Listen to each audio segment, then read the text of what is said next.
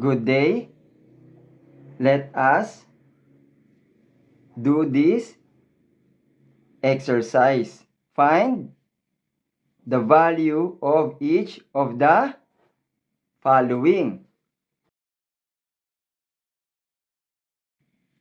Number 1, 100 divided by -5 divided by -4. Let us solve first. 100 divided by -5. On the rules of division of integers, the quotient of two integers with like signs is positive. The quotient of two integers with unlike signs is negative. 100 divided by -5, two integers with unlike signs is negative. The answer is -20.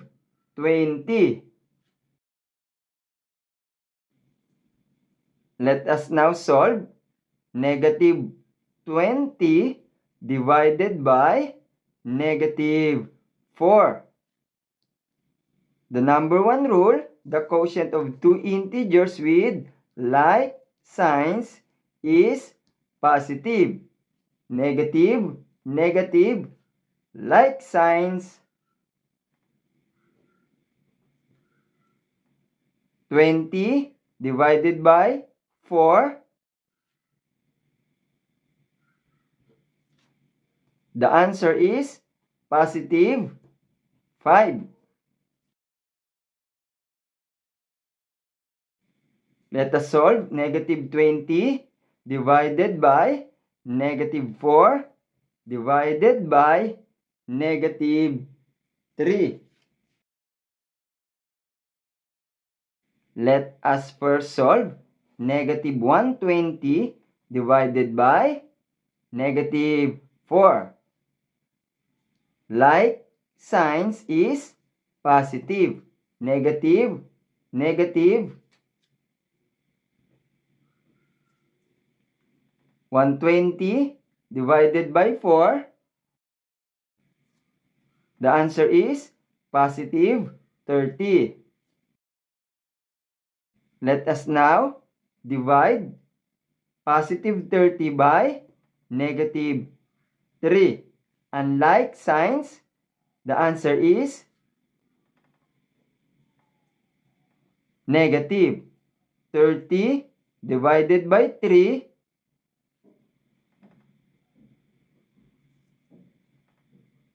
The answer is -10.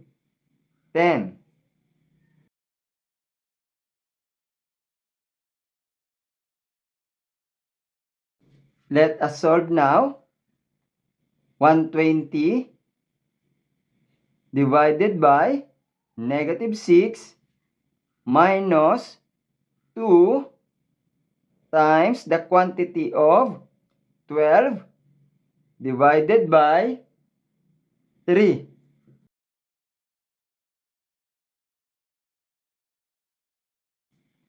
Let us first solve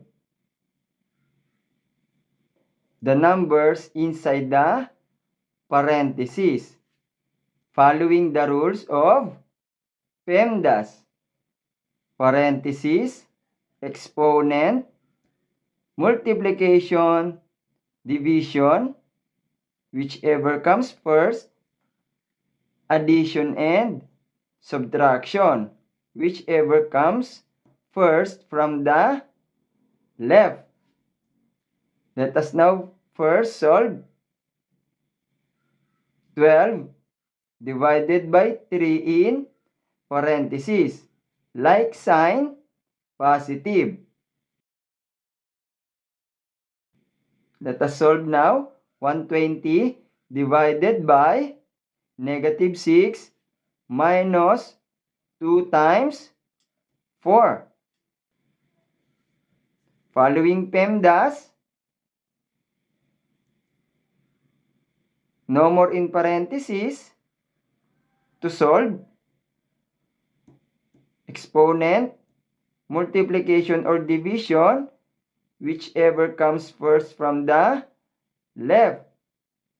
Division comes first. Unlike sign, the answer is negative. 120 divided by negative 6 is equal to negative 20. Following PEMDAS, multiplication, negative 2 times 4, unlike sign, is negative. 2 times 4, 8. Now we will solve negative 20 minus 8.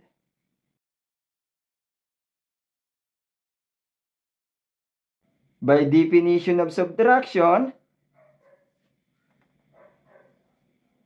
negative 20 minus 8 can be also written as, now, negative 20 plus negative 8. The answer is negative 28. For other topic, read the description.